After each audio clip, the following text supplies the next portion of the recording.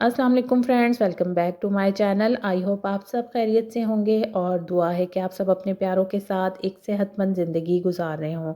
तो कुछ काम ऐसे होते हैं जो कि हम अपने बड़ों से सीखते हैं, लेकिन कुछ काम ऐसे भी होते हैं जो हम अपने छोटों को सिखाते हैं। तो कुछ कामों से हम नुमायाँ होते हैं, मुनफ़रिद माने जाते हैं और कुछ काम हमारी पहचान बन जाते हैं। तो ऐसे ही कुछ आइडियाज़ आज आपके साथ शेयर करूँगी, जिन्हें अपनाकर आप सबसे मुनफ़रिद नज़र आएँगे। तो बढ़ते हैं आज की ज़बरदस्त सी वीडियो की तरफ।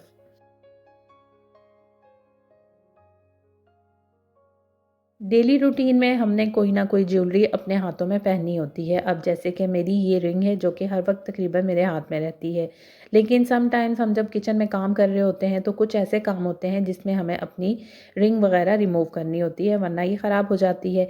तो इसमें हम ये क्या करते हैं कि हम इसे लापरवाही में काउंटर टॉप पर ही छोड़ देते हैं और कामों में मसरूफ़ हो जाते हैं। और फिर हम खुद ही जब किचन को वाइप करते हैं काउंटर टॉप को, तो ये रिंग मिसप्लेस हो जाती है। इस तरह से काफ़ी कीमती ज्वेलरी बहुत से लोगों की गुम हो चुकी है। तो इस तरह के मसले से हमें ना फेस करना पड़े, इसके लिए हम इस तरह से एक हुक ले लेंगे और इसे अपने किचन में किसी ऐसी जगह पे लगा लेंगे जो हमारी नज़रों के सामने ही हो। तो इसमें हमने जब भी अपनी रिंग उतारनी है तो इस हुक में इस तरह से हैंग कर देनी है। जब हम अपना काम समेट लेंगे, आटा गूँध लेंगे या कोई भी ऐसा काम बर्तन वगैरह धोने का, तो उसके बाद आराम से हमने इस हुक से अपनी रिंग निकाली और आराम से अपने हाथ में पहन ली। तो इस तरह से इसके मिसप्लेस होने का कोई चांस नहीं होता। तो आई होप ये आइडिया आपको पसंद आया होगा।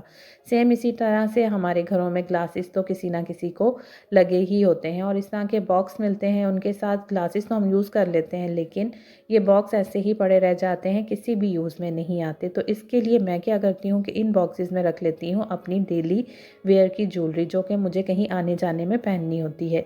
तो अगर हमने डेली लाइफ में कुछ ना भी पहनना हो और हमें इमरजेंसी में कहीं निकलना है, तो मैं इस बॉक्स को क्या करती हूँ कि अपने पर्स में लाज़मन रख लेती हूँ। जो बैग मैंने बाहर लेके जाना होता है, तो इस तरह का एक बॉक्स मैंने लाज़मन रखा होता है उसमें, जिसमें मेरी डेली वेयर की ज्वेलरी होती है। तो मैं रास्ते में अगर मैं निकलते वक्त भूल गई हूँ तो मैं रास्ते में इसे निकाल कर और पहन लेती हूँ, जिसकी वजह से कहीं भी जाते वक्त मुझे किसी किस्म की कोई एम्बैरेसमेंट नहीं होती।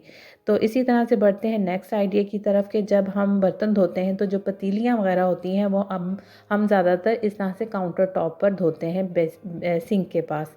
तो इससे क्या होता है कि इस काउंटर टॉप पर स्क्रैचेस पड़ जाते हैं और काफ़ी इस पे निशान आ जाते हैं। तो आपने क्या करना है, जब भी पतीली वगैरह धोनी है तो इस तरह से कोई भी आपने ऐसा जो वाइप करने के लिए कपड़ा रखा होता है या कुछ भी रखा हुआ है, टॉवल वगैरह, तो आप वो नीचे रख लिया करें और इसके बाद अपनी पतीलियों को मांजा करें।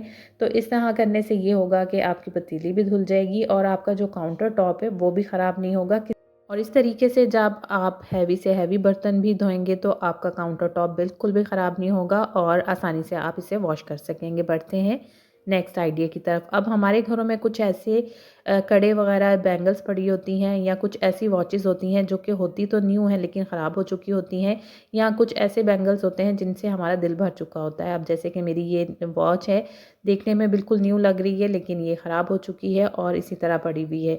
और इसी तरह से कुछ कड़े हैं जो कि मेरा अब पहनने को दिल नहीं करता और साइज़ भी तकरीबन मुझे तंग हो गया है। तो अब मैं आज आपके साथ शेयर करूँगी कि हम इस तरह की जो बेकार पड़ी हुई ज्वेलरी होती है या घड़ियाँ होती हैं, उनको किस तरह से रीयूज़ कर सकते हैं अपने घर को डेकोरेट करने के लिए। तो हम इनसे अपने कर्टन्स को डेकोरेट करेंगे। तो मैं इस तरह से मैंने एक कड़ा इसके अंदर फिक्स करके इसको इस स्टाइल दे दिया है ये वाला। तो ये बड़ा ही खूबसूरत लग रहा है और इस तरह से कोई जज भी नहीं कर पाएगा कि आपने ये एक बेकार पड़े हुए कड़े का इस्तेमाल किया है, और बड़ा ही ये खूबसूरत लग रहा था और स्टाइलिश लग रहा था।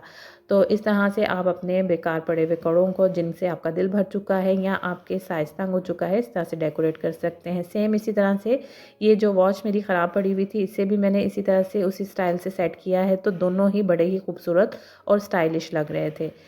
इसी तरह से आज आपके साथ अपनी एक हैबिट शेयर करूंगी कि जब मैं लॉन्ड्री करती हूँ तो उसके बाद हम सभी जो हाउसवाइफ्स हैं वो ये करती हैं कि आयरन के लिए जो कपड़े होते हैं उनको हम अलग निकाल लेती हैं या किसी बास्केट वगैरह में रख लेती हैं।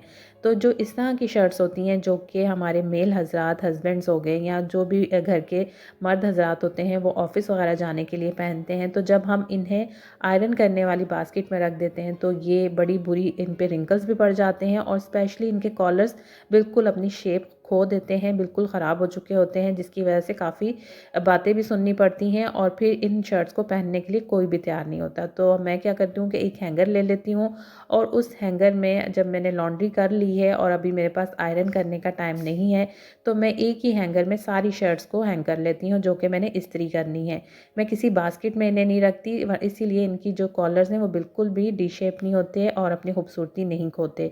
अब जब भी मुझे टाइम मिलता है तो फिर मैं इस हैंगर में से शर्ट्स को निकाल कर आयरन कर लेती हूँ, तो इनके कॉलर सेम इसी तरह रहते हैं जितना भी अरसा गुजर जाए इन शर्ट्स को।